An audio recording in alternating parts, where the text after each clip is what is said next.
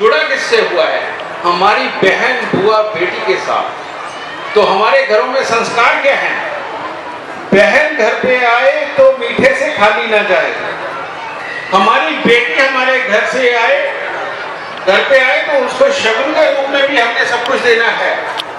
और हमें कन्या पूजन सिखाया जाता है, और ताकि शुरुआत से ही बहन, बुआ, बेटी के लिए श्रद्धा हमारे मन में रहे।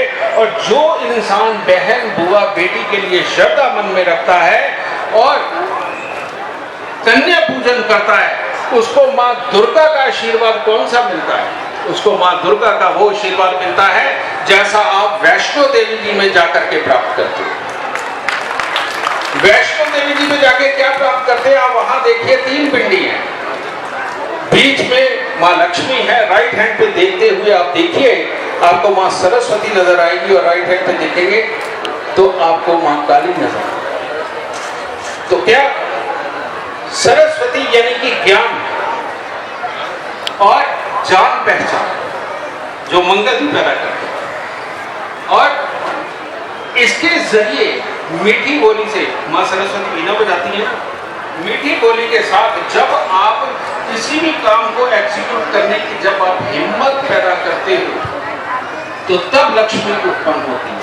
तो इसीलिए 3 देवियां वहां पे है। और इसीलिए जो भी इंसान अपनी बहन, बुआ, बेटी को पूजता रहेगा, उसको देता रहेगा, उसको खुश रखेगा और कन्या पूजन करेगा, उस इंसान को माँ लक्ष्मी की प्राप्ति तभी होगी और तभी कर चलेगी।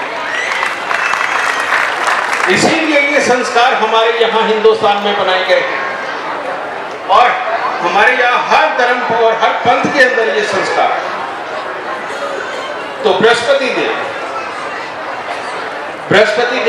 यानी कि श्री ब्रह्मा जी की पूजा का विधान नहीं है हमारे शास्त्रों में, उसको निषेध किया गया। वो एक वजह है, फिर कभी करेंगे। लेकिन यहाँ पर जो विराजमान है स्टेज के ऊपर, ये सारे ब्रह्मा, इनका पूजन, इनका अर्चन, इनको याद रखना, इनकी सेवा करना, इनका अनुसरण करना।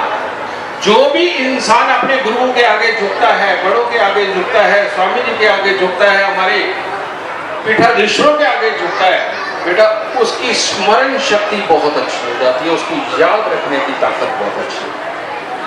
क्योंकि यहाँ पर आकर के ये जो सहज प्रवचन है, जब इनको हम अपने मन में उतारते हैं तो ये ध्यान का काम करते हैं, और जब ये ध्यान का काम करते हैं तो हमारी स्मरण शक्ति विकसित होती है। और जिस इंसान को ज्यादा याद रहने लग गया, वो उसका ढूंढना बंद हो गया, उसका धंधा कभी नहीं चौपट होता, उसका धंधा कई गुना होता है। इसीलिए गुरुओं के दरबार पे आते रहो, स्मरण शक्ति बढ़ाते रहो और घर में समृद्धि पाते रहो।